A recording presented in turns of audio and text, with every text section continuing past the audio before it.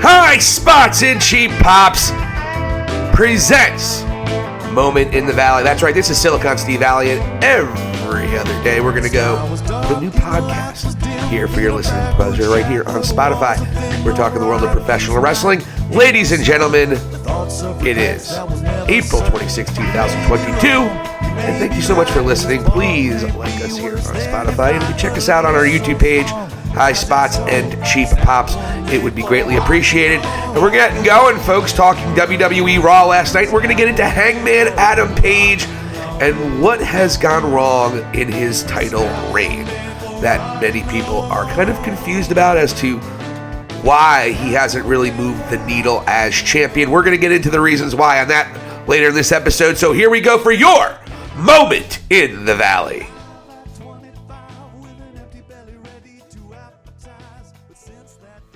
So, last night, Monday Night Raw, very good. It was a kind of a tribute show to Randy Orton in many ways. Opened the show with a great ceremony. And I tell you what, it has absolutely been a joy. I'm so glad they have let RK Bro kind of evolve into this monster babyface creation. And RK Bro and Matt Riddle are arguably the most popular quote-unquote babyface. I know they're two guys, but their act is the biggest babyface in WWE. I would argue even more so than Cody Rhodes at this point in time. Certainly more than Bobby Lashley. Let's be real for a second. And Drew McIntyre. So, and all of a sudden, with this tribute to Randy Orton, and he hit Kevin Owens with an RKO during the first segment, which was really well done. Had all these different storylines working together with Kevin Owens and Ezekiel, Seth Rollins, Cody Rhodes. That's how you build excitement. You have all these characters working together within the story. It's something that AEW did a lot with, particularly during the Hangman Adam Page, Kenny Omega feud, and certainly with the CM Punk MJF feud. There's all these little sub-feuds happening around it. And one thing to notice about this particular segment, and if you didn't see it, it was a 20-year anniversary celebration. Matt Riddle hosted it, introduced Randy Orton, then he introduced Cody Rhodes, and that was the first interaction between Cody and Randy since Cody got blonde hair and put a stupid tattoo on his neck. I'm just kidding, Cody. We love you. And, a little bit of apprehension from Randy Orton. You see that. And also some of the interview later on will suggest that there's going to be some interaction between Randy and Cody down the road. But point being, though, they've let RK Bro really evolve. You see that there's really a friendship and a love between these guys. Randy Orton specifically gave him a shout-out saying that it's because of Riddle that he's having more fun than he's ever had in his career. So there's a lot of really beautiful moments here, and this relationship has built so nicely. I really hope they don't break him up. I know there's some people speculating he might turn on him after they do the Usos. I don't think so. Because you're in a position right now where this is going, involving the Usos, you might get Roman Reigns involved. And Roman Reigns then has two guys that can keep him busy until WrestleMania, to The Rock, or to SummerSlam to Cody Rhodes. Either way, you can have him face Orton at a pay-per-view, and you can sell it really well. And you can have even Riddle battle Roman at a pay-per-view. Obviously not a big pay-per-view. I think Orton could be SummerSlam, because I think a lot of people were just expecting Cody to win at SummerSlam, or at least Cody to challenge at SummerSlam. They could probably make it where Randy Orton and Roman Reigns go main event there. They really could, because Randy Orton, this is a different Randy Orton, still the same wrestler in the ring, but he's a babyface now, and he seems like he's enjoying it. I've never seen him enjoy being a babyface before. And I thought a lot of his promos last night, during his promos, because he cut one in a WWE exclusive, WWE.com exclusive post-Raw interview, which was really good too, which was stoked in reality. He just said he was happy, but he said never had more fun than he's having right now. He's thanking the fans. And I think there's a real part of that, of Randy Orton coming in to this point. He's actually embracing being a babyface, which is something he's never done before. And he said that. He says he hates being a babyface, or he'd really rather be a heel. He likes being a heel. I know most really great wrestlers do, because they have more freedom to develop their character. So Orton does exemplify that. And he cut a really awesome promo at the end saying that he's happy. Can drive home, had a great respect, gave out 4 RKOs in the main event. And reminded he gave a fifth one earlier in the night. He RKO'd Kevin Owens. So a really great night to see Randy Orton this happy. And so they can really spin this with the Usos possibly going over on RK Bro, which I think most people are expecting. You could turn that, maybe Roman interferes in that situation, and all of a sudden you have 2 guys that you could play with. Also, Roman could face maybe Riddle on a SmackDown. And something happens where now Randy Orton loves this kid Riddle. He's not a kid, he's in his mid-30s, but Randy Orton has said he's his friend. He's never used that word his entire career. So that is a guy you can use to motivate Randy to go after Roman. And also develop even more sympathy and love for Randy Orton defending his friend. You could have Roman Reigns, quite simply, Roman Reigns and the Usos, put Matt Riddle out. And maybe Matt Riddle misses a month or two. You can keep him off TV for a month or two while Randy Orton faces Roman Reigns, defending his friend's honor. The only person he's ever called a friend in his life. You can build that to a great main event at SummerSlam. You really could at this point in time, which I don't think was possible 2 months ago. I mean, we were talking about who's Roman going to defend against? Who's going to keep Roman busy before Cody and eventually The Rock next year? Who's going to do it? Well, I know we've seen Randy Orton and Roman Reigns 1,000 fucking times, but this is a different Roman Reigns, and it's a different Randy Orton. These are the best versions of themselves that I've ever seen. I never loved Randy Orton as the cold, calculating heel. I thought he was good, but I always thought it was kind of whatever. This babyface version of Randy Orton, which I think comes from possibly even more of a real place at this stage of his career, I think this is a brilliant part of Randy Orton, RK Bro. And you could do a lot with the storyline, and now you could keep Roman busy and keep Cody off to maybe the Royal Rumble. And then maybe you have Cody drop the belt Roman drop it to Cody at the Rumble, setting up The Rock Roman, because you probably don't need the title for the Rock Roman match. Because you certainly know Roman is not losing the championship to The Rock. The Rock's not going to start being a champion again. So there's no way Roman can lose that match anyway. So I would not have the title involved in that match. I would do it a la John Cena, Rock 1. That match does not need the title. And then you could have Cody maybe go against Randy. Maybe Randy turns heel then. I mean, WWE, you're fucking welcome. I just wrote your next year worth of fucking television. You are fucking welcome. Man, I'm great. And you can build that Randy Orton-Cody Rhodes friendship. And then, boom, Randy turns on Riddle and Cody. So you keep RK Bro together until early next year. I just booked two big matches for WrestleMania next year already. Rock Roman, Cody, and RKO for the big title. Oh my God, you guys are welcome. Holy shit. I am fucking brilliant. Boom. And that'll be part of Randy's character, because Randy, to no avail, is going to lose to Roman. So Cody wins the Royal Rumble, and Randy Orton is bitter because Cody got the job done where he didn't. My God, I am brilliant. I just did this on the air just as I was thinking about this. Oh my gosh. I don't know how brilliant I am. I was just kidding. But actually, absolutely a great Raw last night. Some other things happening that were very interesting.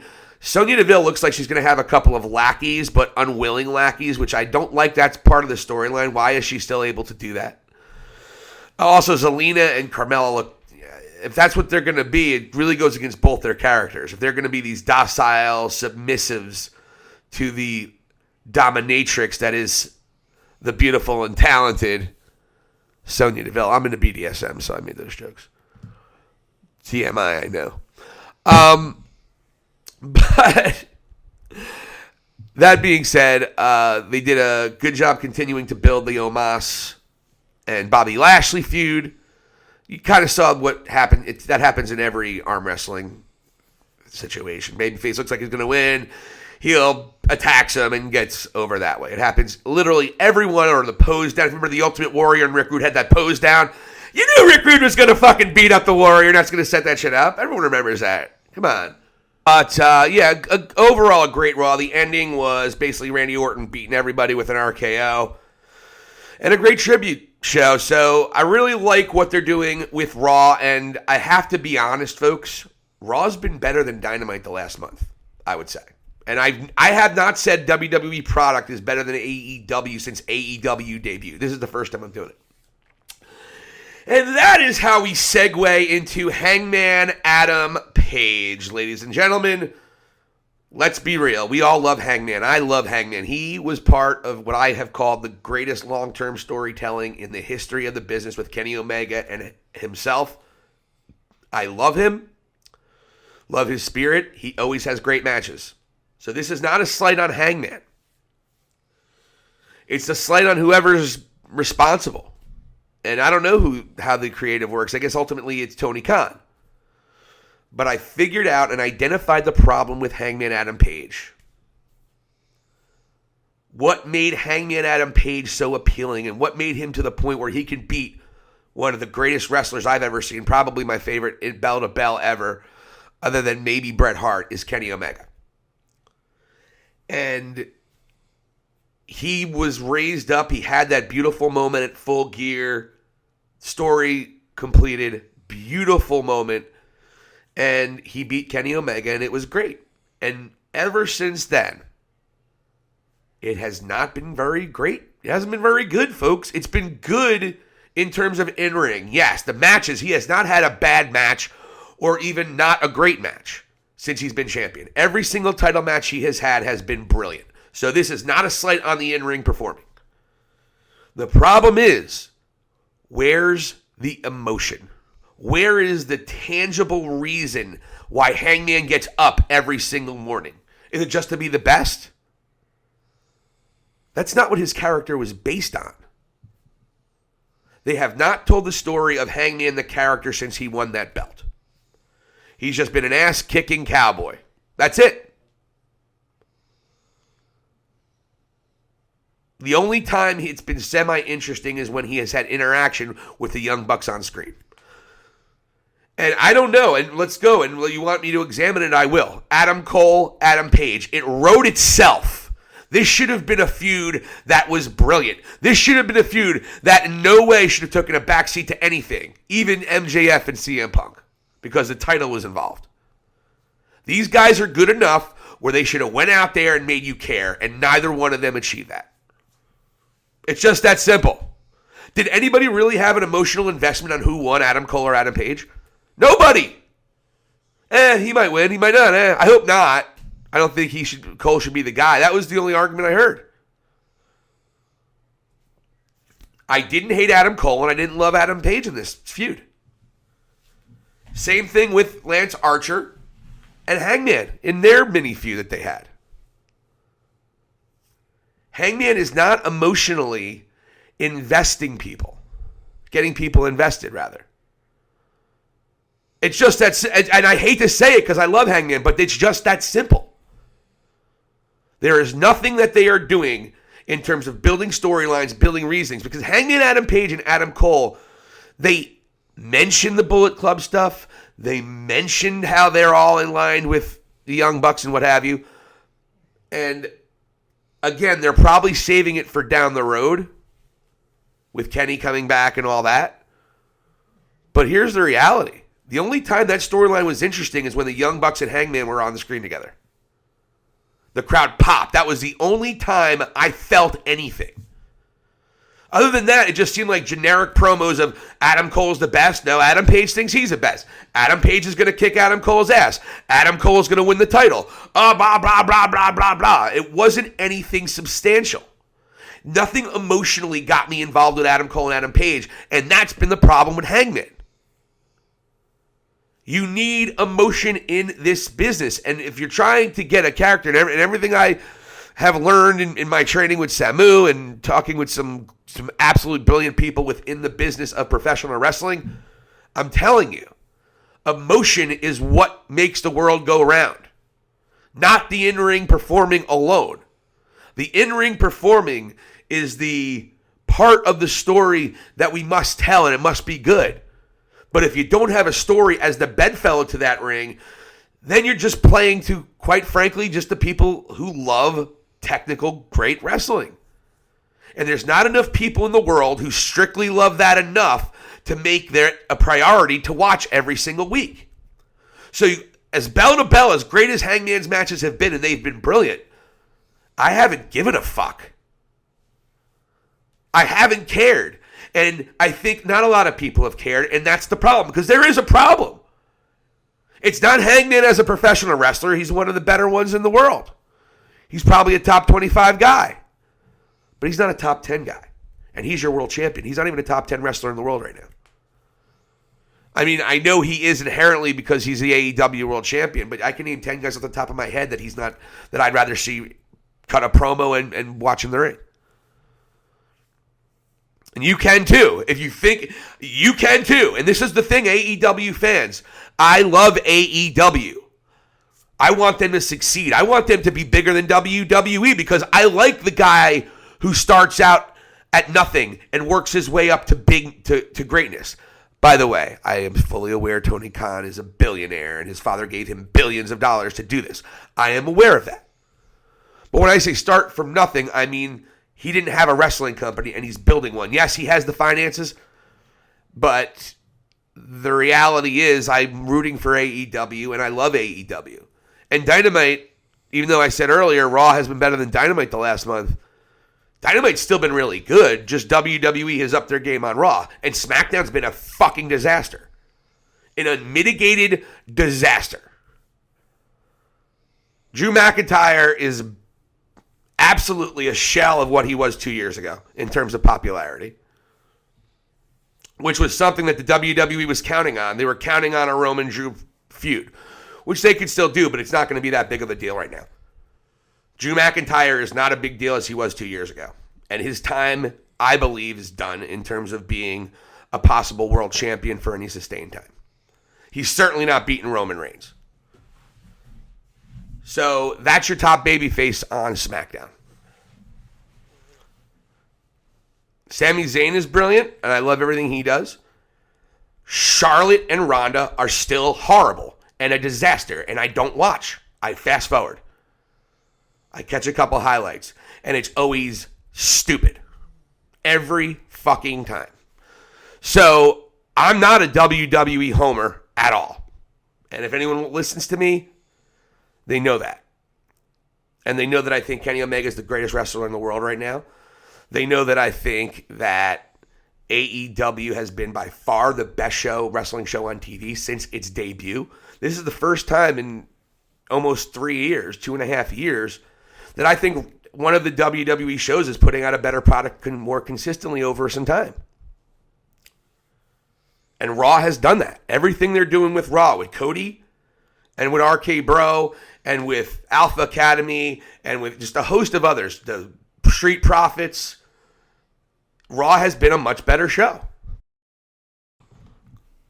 And again, WWE took real professional wrestling away from us for 20 years. In terms of grand scale, grandiose pop culture. They took it away from us. They put everybody out of business and decided to develop their own version of pro wrestling. And it became pop music. Overproduced. You tell the talent exactly what to say, exactly how to perform, and exactly what to do.